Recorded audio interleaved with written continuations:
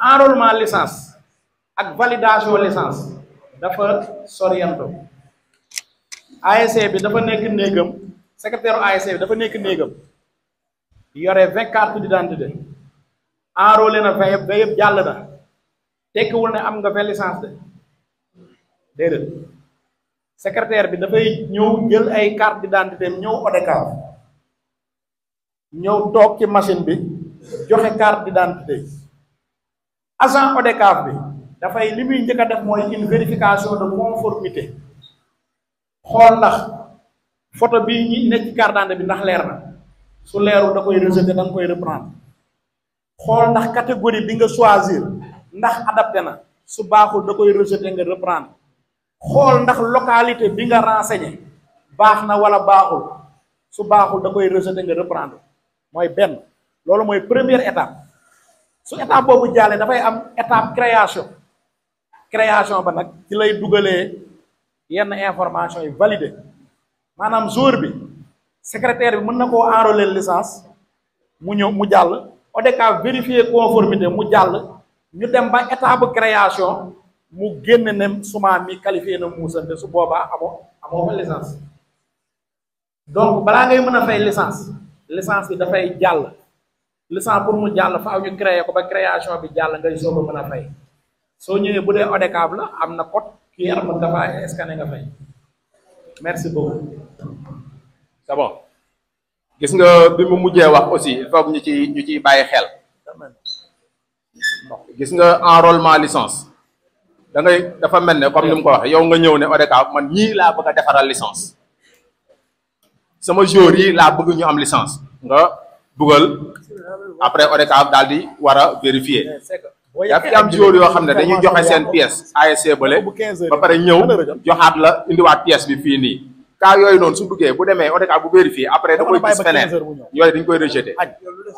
yow moom jàppal ne tant que validation bi duggul moom a koo jour bu validation bi duggoo nag après ci la ñuy dem ci après ay ci beneen phase pour mën a générer licence bi pour nga mën ko ci baan c'est bon dafa amaat question mën nañ continuer ah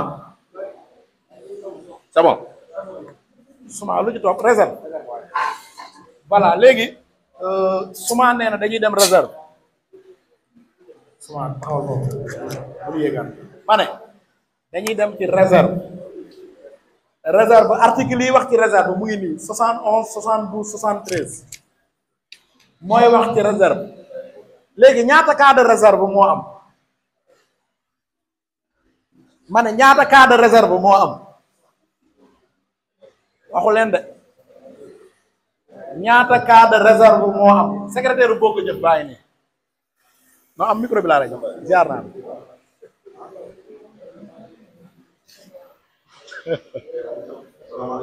waaleykum salaam dama laa bett on garaawul ma ne ñaata cas de réserve moo am xamu leen ko Babacar xaar ma dem sama sponsor bi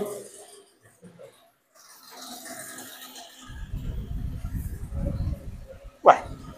yow saa yi boo xam ne di nga courant der de lum sa ata bab non dama ne ñaata cas de réserve am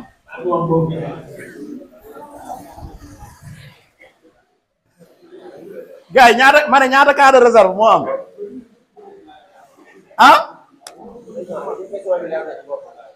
loolu laa wax de léegi ñaata cas léegi tey jii su ma waxoon ñaata cas évocation am lu ngeen may wax léegi ñaata cas de réserve am si de laaju ma la ma ne ñaata cas de réserve moo am ça veut dire que ci biir match bi ban joueur la ñu war a mën a porter réserve les motifs. Lamine may maa ñoom rek li may xam naa bàyyi rek gars yi da ngeen ma ne 3 cas ñoo évocable loolu ngeen wax léegi ñaata cas de réserve am non man benn mot rek laa bëgg ngeen wax ma les cas de réserve sont multiples wala illimités. am na ko wax plusieurs fële. waaw multiple plusieurs wala illimité maanaam cas de réserve kenn mënu koo tënk fenn léegi li may laaj est-ce que tous les cas de réserve sont des cas évocables loolu moom da ngeen ko waroon a maase wax. am na ko wax non den ana ñu wax non. non dañ ko waroon ma ne est-ce que tous les cas de réserve sont des cas évocables. président benn ngi nii.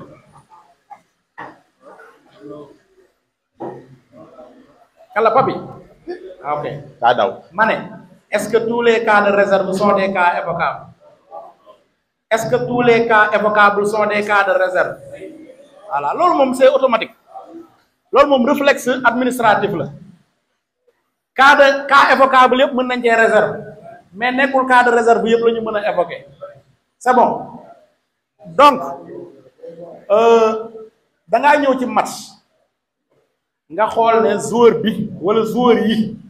am na ñoo ci jàpp ne nga soupçonné ne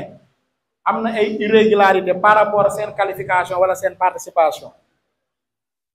nga ne da ngay réserve li may laaj kan moo mën a bind réserve ba pare waa sa baal ma jox waa Sandiara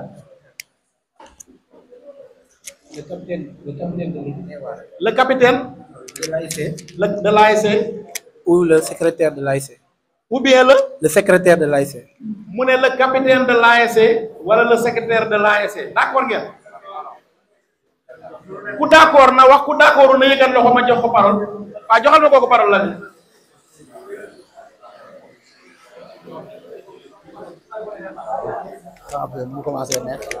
merci beaucoup président Mbaye par rapport aux conditions de rédaction des réserves suivant non pour répondre à ta question je soulève l'article 111 qui dit que c'est le capitaine de l'ASC ou bien le secrétaire administratif qui est inscrit sur la feuille de match qui peuvent rédiger une réserve pour l'équipe. Le secrétaire administratif inscrit sur la feuille de match avec sa licence technique. Le secrétaire administratif licencié et inscrit sur la feuille de match. Merci beaucoup. Donc, réserve. Le capitaine de l'ASC, voilà, l'administratif licencié et inscrit sur la feuille de match. Réserve. C'est bon. Gars, est-ce que l'air? Quels sont les...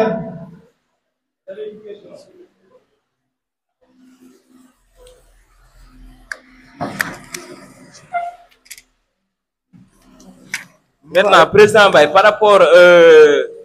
à ces deux-là qui ont compétence pour pouvoir rédiger des réserves, quelle est la sanction qui est adossée au fait que quelqu'un qui n'a pas les compétences pour pouvoir rédiger ces réserves-là, de rédiger ces réserves? Je donne l'exemple, par exemple, quelqu'un qui n'est pas un secrétaire administratif et qui rédige une réserve. Est-ce que cette réserve-là, elle est valable ou bien? La réserve est irrecevable. D'accord, merci. Et maintenant, quelle est la conséquence? Est-ce que l'autre équipe peut saisir la CQRP afin de contester cette réserve? Wa légui xam nga lolu mom ñaari mbir ñoo mëna nek. Mané ñaari mbir ñoo mëna nek. Xam nga bo démé bo poussé ci article yi. Lolu sax la bëggoon na ñëw motax ma doon laaj. Dañuy wax ne l'ASC qui porte réserve doit apporter les références précises de son accusation que la CQRP devra apprécier et vérifier au besoin. Man CQRP jot naa feuille de match dajji naa feuille de match dem naa ci partie réserve ma def je sous-signé Mbaye Dieng administratif de l'ASC Mango. C'est président CQRP wala secrétaire administratif ba balaa muy eggali dafa war a tourner xool ndax Mbaye Dieng mii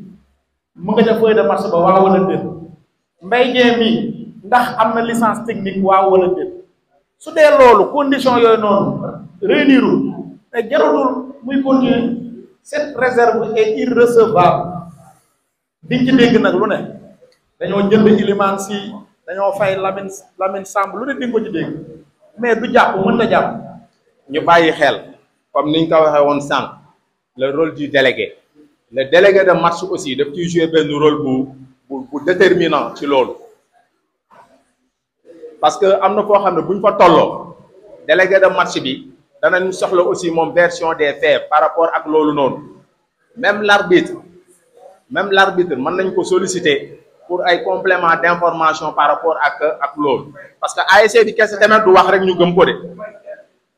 l'ASC plaignante moom kese du wax ñu gëm ko il faut que après tamit CQRP dafay dem après outil ay yeneen information pour xool le degré de véracité bi nga xamante ne ni moom la ASC benn di wax na délégué bi di nekk au courant na arbitre bi aussi nekk au courant ça fait que après dinañu mën a kii les superviseurs de la CQRP ñu ngi foofu noonu c'est-à-dire ñoom ils sont dans l'anonymat mën nañu bañ a fësal seen présence mais ñi ngi ak seen nopp ñi ngi ak seen bët aussi di xool di déggu quoi. léegi merci président la léegi ma ne xam nga dafa am lu ma doon wax sànq dama ne l'ASC qui porte réserve doit apporter les références précises de son accusation loolu lan lay tekki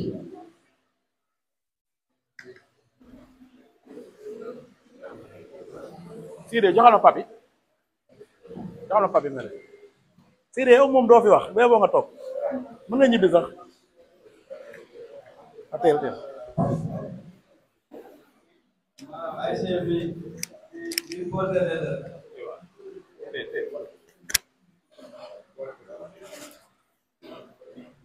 daa war a présenter maanaam li tax muy porter réserve daa war a réunir condition yëpp comme pour bu ko defee beneen partie bi mën a réplique buy réplique xam lu muy répliquer jox ma bële waaw li papi wax dafa am nuance man une réponse tranchée laa bëgg joxal ma waa zone gare routière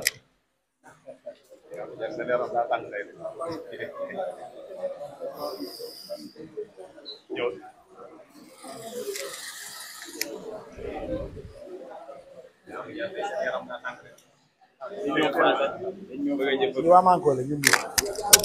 délégation Manko ñi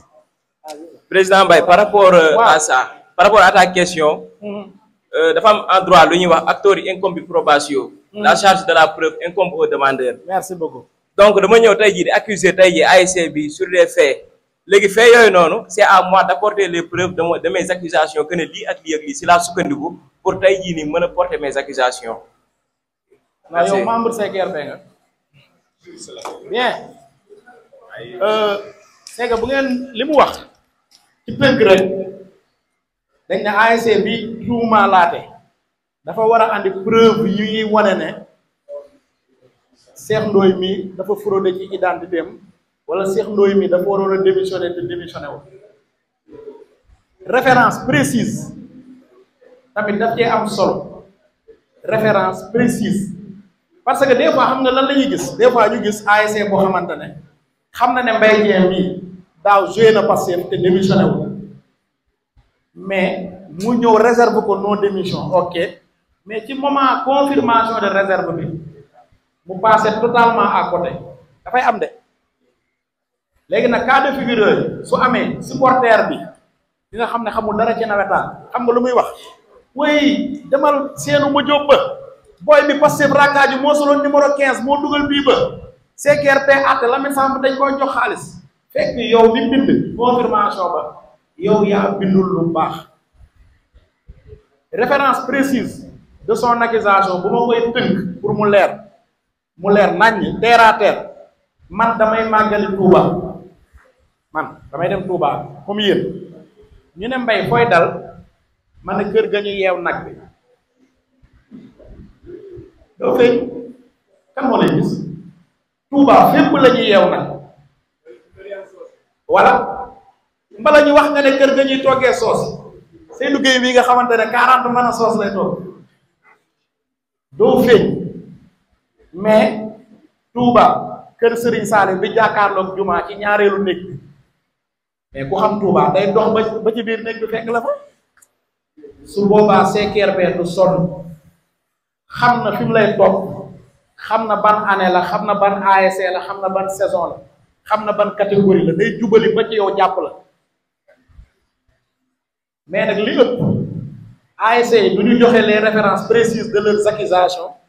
après dañuy ñëw di saaga nit ñi di jiiñ nit ñi ay affaire donc confirmation de réserve ni réserve bi amee solo transcription bi noonu la confirmation bi ëppee solo parce que su baaxee réserve bi baax na mais confirmation bi baaxul tamit cooway ba rek saaga rek mais du jàpp yan délai la ASC am pour confirmer réserve les délais de confirmation mu gaaw waay nay gaaw 24 heures merci beaucoup ku fi def 48 heures yaa xam dañ koy rejeté montant bi ñaata la 5000 francs léegi nag exceptionnellement structure bi organisé mën na koo yokk jaloore miy dem phase nationale Ziguinchor Kolda wala Vélingara ONCAV mën na génn disposition pratique ne confirmation de réserve 30 000 ngay fay soo ci dugalee junni dañ koy rejeté phase départementale en général dañuy yokk frais yi buñ ne 25000 la boo ci dugalee junni da ngay perte sa junni boobu moom ñoom maas ñoo ciy jënd ginnaaw mais moom pare donc dee leen xool montant bi structure bi def bu fekkee nag structure bi organisé waxul montant moom il faut se référer au règlement c'est bon ma ne leer na est-ce que suma wàccal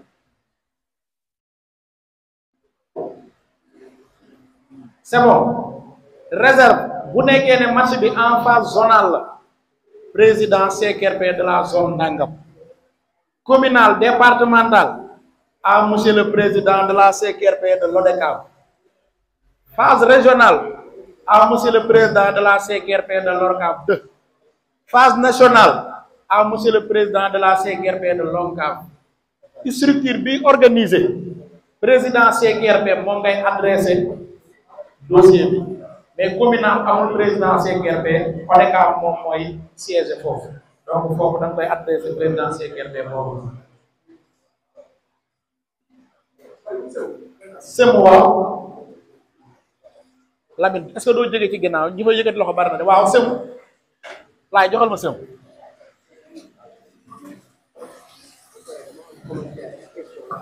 waaw asalaamaaleykum. waaw toogaay métti na de Secrétaire général ASC Diouf. waaw par rapport ak réserve ak confirmation de réserve. laa bëgg a jox rek. par rapport ak ASC bi nga xam ne dafa bind réserve ba pare. te confirmé wu réserve am lan moo ko ci appliqué. semu waaw waaw par rapport ak confirmation de réserve. gars yi ñu dégloo waay par rapport ak réserve bi. waaw ASC bi nga xam ne dafa bind réserve ba pare. mais confirmé wu réserve am lan moo ko ci mën a def. loolu moo nekk question. gars yi c'est bon waaw confirmé wul infirmé wul mu ne lan moo ko ciy fekk Sidi wul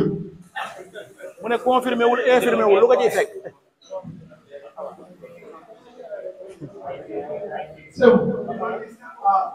règlement dafa wax que ni réserve boo joué match ba pare confirmé woo infirmé woo dañuy amende 5000 francs. merci gars yi Lamine waaw président waaw dama amoon benn question rek par rapport ak ci bi nga yoon sànq c'est-à-dire article 71 bi waaw boobu dafay tëgg tama sama bopp bi ba tey quoi dafay tëgg tama sama bopp bi ba tey lan moo ci leerul waaw li ñu comprendreul mooy comment se fait-il que ASC bi am cas de réserve si match bi waaw si présentation arbitre mu ngi taxaw mu wax ne joueurs yi nii ay joueurs sans licence lañ. dañ si réserve. waaw l'équipe adverse seen capitaine mu ngi fi ñëpp ñu ngi fi ñoom arbitre laaj leen ñu ne dañuy maintenir les joueurs dañuy jouer donc ñun dañuy def réserve donc là je pense que ñoom ils sont informés que ni réserve day am léegi man li ma comprendrewul foofu mooy bi ñu bindee réserve ba pare ba def ko ci feuille de match bi dem suñu yoon parce que ñun loolu moo ñu engagé ñu ñax ñu réserve bi jël nañ ko nañ ko confirmer ñu confirmer réserve CRP jël ko ñu dem toog xaar di xaar PV normalement si li ñu xam si li ñu jàng tamit si PV yi ak li ñu suñu grand yi di xamal su PV bi génnee jox la ni nga ko waxee di jox la ndam si loolu ne réserve bi nga def c'est bon am nga gain de cause léegi appel bu mu ñëwee CRP départemental li mu récupéré waatee victoire bi mooy que ni réserve jour match bi le capitaine adverse deful sa signature sur la feuille de match et je pense que ne loolu ça ne relève pas de la compétence de l'ASC bi nga xamante ni moo defoon réserve ndax ki nga xamante ni moom mooy siège match bi délégué boobu moom moo waroon def liggéey boobu ASC bi li ko war mooy bind réserve si partem signé partem dem yoonam donc je pense que ne loolu bi ñu muy dalee métti woon na trop si ñun et beaucoup n'avaient pas compris comme li nga wax sànq supporter bi nekk fële xamul nu mu demee lu nekk dégg nañ ko si ñi nga xamante ne tamit si bureau bi lañ nekk ñu bokk ASC dañuy ñëw jël faute bi sànni waat ki si kaw secrétaire bi alors que moom il a fait son travail def na li nga xamante ne lépp moo ko si waroon mais loolu ñu dellusiwaat suñu ginnaaw moom ba tey man mun ma ko comprendre damay toog di xool ba bu nga bindee sànq fii sax dama ñëwaat sama bopp. waaw Lamine bàyyi ko micro bi mais kii Babacar damay laaj benn cas de figure bu ndaw damaa ñëw match man róowaale nga réserve substitution de personne nga photographier nga man ak arbitre yeeg yëpp mais fayoo photo yi ASC plaignante soo confirmer réserve boobu réserve dina jàpp wala du jàpp ne mais yow ASC bi yaa fayul waaw d'accord c'est que boo gisee cas bu nekk ci réserve wala évocation dafay am des conditions de fond wala de forme condition de fond day am wala des conditions de forme une réserve doit être obligatoirement contresigné par le capitaine adverse yow boo réservé yow da ngay signé capitaine bi def PC mooy lan prise de maanaam yow liñ la réserve xam nga ko nga ne waaw mën la signer fii yi nga ñett yooyu su amulee CRP nag mën nga dem mu daaneel mais mën nga dem ci yeneen CRP ñu rejeté ko parce que signé woo parce que tey ji nit mën na ñëw x ñëw fekk benn feuille de match mu bind ci réserve. D'accord. Non damay joxe exemple rek non dama ne exemple. Mais on comprend bien votre réponse mais sa inquiétude c'est par rapport au contre-signe qui est dégagé par l'alinéa 2 de l'article 111 qui dit que il doit être obligatoirement contresigné par le capitaine de l'équipe adverse. Mais cette obligation, est-ce que ça incombe à l'ASC qui rédige la réserve ou bien au délégué de match commis pour superviser sa match? Non, yow boo réservé joueur bind nga sa réserve ba pare signé nga. su arbitre bi contre dafay PC prise de conscience yow yaay veillé ne arbitre capitaine bi na ñëw signé. Mais loolu noonu tey jii nii je prends un témoin président Seydou Gueye qui m'avait dit lors de notre rencontre ASC zone gare routière ASC zone gare routière ASC Manko que j'avais aucun droit sur le feuille de match. Maintenant ça tu n'avais aucun droit sur le feuille de match parce que je voulais photographier la feuille de match afin de préserver ça comme preuve, à titre de preuve. Mais elle m'avait dit que j'avais aucun droit sur la feuille de match. Et la déclaration qui fut appuyée par le célèbre journaliste de l'ASC Diapo, j'oublie encore son nom. Ndar Mathieu Faye, exactement. Il avait appuyé ses dits en me disant que j'avais aucun droit sur le feuille de match. Donc, il y a un droit sur le feuille de match. Est-ce que on obligé l'autre partie à ce que nous contre-signer la réserve? waaw non dama ne xam nga sama waxu Seydou wala waxu Lamine Samb nekkul Bible nekkul Coran wax ji bu fekkee dafa tënku ci règlement loolu moom alxuraan la mën nañ koo jàppee alxuraan maanaam man li may wax nii sànq ba léegi waxuma ko ci sama teeyu bakkan ne si soo ma waxee dama lay renvoyer ci benn disposition réglementaire Seydou Gueye bu la ne par exemple amoo droit ci lii wala ci lay loolu nekkul téere mais yow lu bind yow am nga droit nga ne arbitre këleen na contresigner réserve bi parce que tey jii bu fekkoon ne Mbaye Dieng dafa ñëw présenté wul di football di nga veiller à ce que Mbaye Dieng moomu génn wala ñu identifier waat d'accord droit boobu nga am ci kooku même droit nga amaat ne arbitre bi kii na contresigner réserve bi parce que bu ko contresigner wul dañ koy rejeter honnêtement. D'accord. Maintenant, pour ainsi appliquer cette disposition de plein droit et ainsi assurer une efficacité de cette disposition, faudrait que une circulaire puisse être dégagée par l'ODCAV afin de déterminer les compétences du délégué de match. Parce que tey jii nii man mënuma imposer ou bien am na fu match bi toll mënoo tey jii nii di superviser à ce que xool feuille de match bi ba xam ndax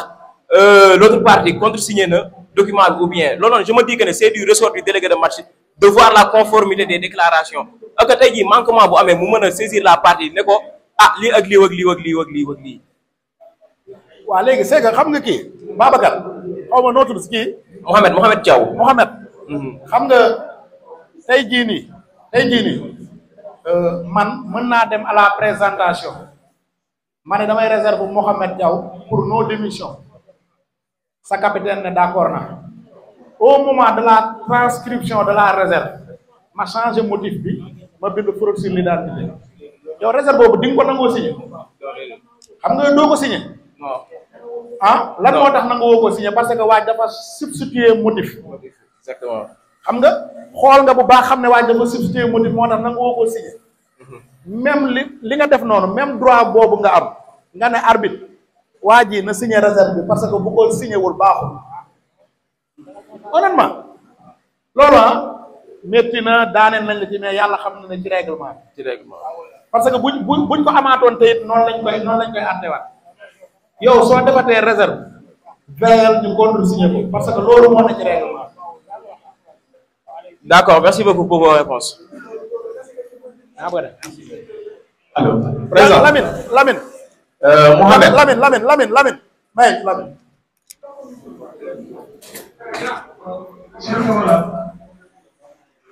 maa ngi déglu parce que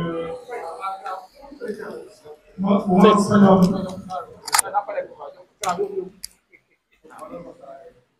yow ma jóg mi dafa ëppal de bu ma sañoon nag damay toog wax dëgg neex yàlla ba journée bi jeex waaye xam ngeen ne ñun dimanche yi dañuy tënku ci daayira yi loolu mooy problème et je suis obligé de prendre congé de vous dafa am rek dama ko ñaan Baye Mbaye sax contre le protocole parce que dama gis ne importance bi journée tey bi am te boo xoolee camarades yi toog ci biir salle bi yëpp pratiquement ñu ci bari kenn yoru ci sax bic wala feuille bay pour jël note te c'est des occasions yoo xam ne nii yu rare la ndax dites-vous que Babacar dites-vous que dans moins d'un mois ñu dugg ci mbir yi te lii occasion bu rare la tey ñun ñëpp kenn ku ci nekk rek waroon nga am outil boo xam ne nii boo fi jógee da ngay jàngale ji waaye dootoo jàng nawetaan nag c'est une école de la vie moo tax parfois bu ma déggee nit di wax naan je n'ai plus rien à apprendre dans ce mouvement daf may jaaxal man parce que day école boo xam ne nii tant que yaa ngi en vie da ngay jàng ndax à chaque fois texte yi dañ koy modifier nga di jàng léegi maa ngi naan Baye Mbaye na gën a dëgër ci li mu doon wax maanaam ci kaaw réserve fekk Pape Ba mi am lu may laaj ab équipe mënta am fukki accompagnateur c'est pas possible loo wax Babacar mu déglu parce que li may wax ci moom la jël. Babacar aussi benn équipe bu ñëw stade mënta am fukki accompagnateur benn la mën a am mën na ñàkk nekk ci feuille de match bi Mbaye mën nañ ko désigner passif pour mu accompagner équipe bi mais nekkul ci feuille de match bi mu ñëw remplir feuille de match bi pare heure réserve jot capitaine bi war a bind réserve te capitaine bi jàngul daf ñuy dal ñun ñëpp suñu équipe yi capitaine bu jàngul daf ñuy dal Mbaye mën na bind réserve mais du bind turam jël su signé def turu capitaine bi def numéro de licence am ba mu pare su paree capitaine bi mooy signé à la place de Mbaye c'est bien possible parce que moo andi équipe bi ñi fa am licence technique kenn disponible ñun mos nañu dal nañu daaw l'ASC Manko Elimane c'est le secrétaire administratif de l'ASC mënul accompagner équipe bi ñeneen ñi am licence technique ñëpp seen école tijji na ñu dem dans les villages la ñuy jàngale kenn nekku fi mais keroog en tant que président de zone j'étais obligé ma ñëw dama gis kenn koo xam ne il n'est pas membre bokkul sax suñu zone ne ko kaay bindal ma parce que loolu day dal parfois bu école tijjee gars yi jàngale dañuy dem de bu ñu demee équipe bi bu amatul ku ko accompagner capitaine bi mënta bind que nga xam ne moo accompagner équipe mooy bind mais du bind turam du bind numéro licence am capitaine bi mooy signé mais ki nga xam ne accompagner wul équipe bi bu ñëwee bëgg a am accès ci feuille de match bi là yow mi nga xam ne yaa accompagner équipe bi tu as le droit de refuser parce que parfois ñun dañuy def erreur dañuy clubiste ba mu ëpp ba nga xam ne dañuy fàtte ne lii c'est tordre le règlement Souleymane bokkul ci accompagnateur équipe bi fexe ne ba dugg biir vestiaire bëgg photo feuille de match bi wala mu bëgg taxaw di dicter te bokku ci warul loo ci fekk yow yaa ko def te attention les délégués parfois dañuy def erreur fin de match délégué buñ ci laal da ngay tëddi donc lii parti bi mbay nekk c'est très important moo parti bi di ñëw di évocation loo am importance te na ngay libellé da ngay confirmer sa réserve confirmation de réserve bi xam nga ca koñ ba nga koy bindee ku ci nekk am nga droit wax ci sa phrase bu la neex ñu dugal ko ci te parfois aussi ñun délégué yi dañuy rëy c'est très important dañuy rëy gi ñuy rëy mooy dañuy rusa mënuñu bind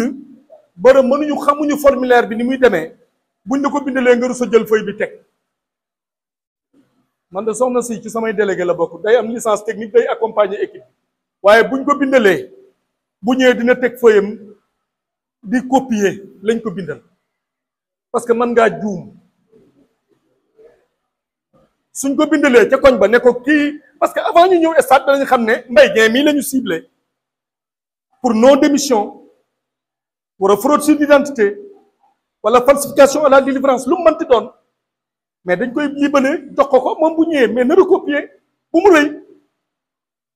te loolu daf ñuy dal te aussi dañuy dem suñu koñ au lieu d'être une personne juste duñ ko def dañuy dem wax ne pourtant la ma bind alors que la nga bind baaxul on est égoïste parfois man chance bi ñu amoon ñun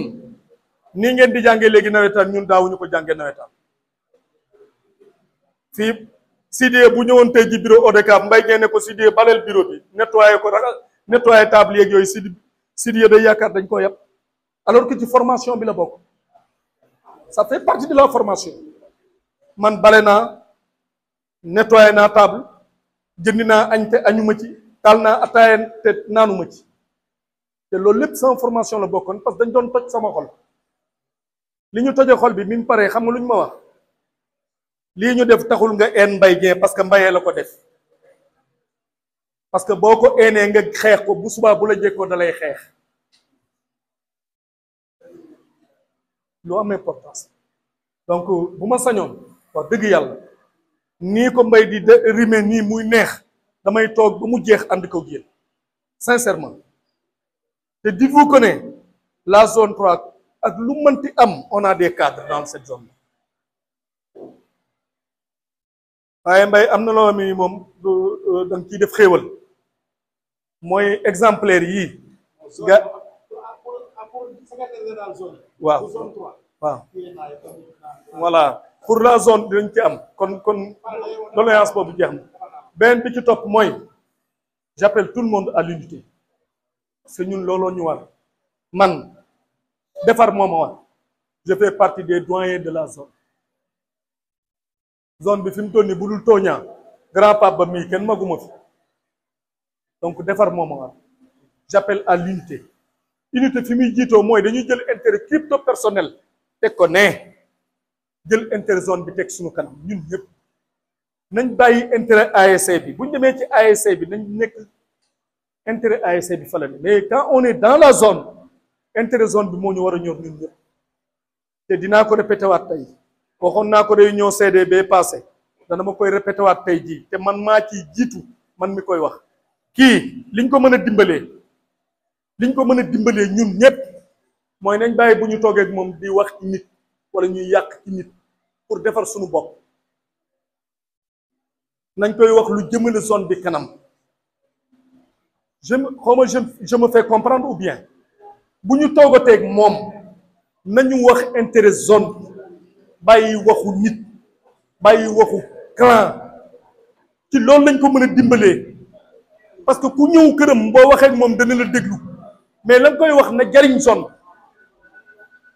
nañ koy wax luy jariñ zone bi rek buñ ko defee ñun ñëpp ñu rangé wu comme un seul homme derrière sa personne la zone sera très forte la zone sera attractive te la zone liñ ci bëgg dinañ ko am mais tant que ñu ngi ñëw di diviser pour régner du ñu dem te dañ koy sonal parce que Serigne Saliou dañ koy sonal laaj leen ko moom mii ndax man dinaa ko woo téléphone Mbaye ngi nii je l'appelle pas au téléphone su ma ko soxlaa damay jóg dem wala ma woo ko bu ma ko wooyee la ma soxla ca moom laa koy wax pare naa ci wala ma gis suma parce que je sais que ne jaar ci suma mooy jaar ci mbay jaar ci mbay mooy jaar ci suma ak lu mu mënti doon ci ñoom ñaar koo ci jaar jot nga keneen donc j'appelle à l'unité yàlla na yàlla defar xol yépp yàlla nañ yàlla jàppale ba saison bi ñuy dugg nii ñu ci duggee ak mbégte ñu jeexale ko ci ak mbégte te mu doon mbégte moo xam ne nii day daj ñépp yàlla mën na ko yàlla am na ko yàlla na ko yàlla suñu borom def maa ngi jégg lu baax ci kàddu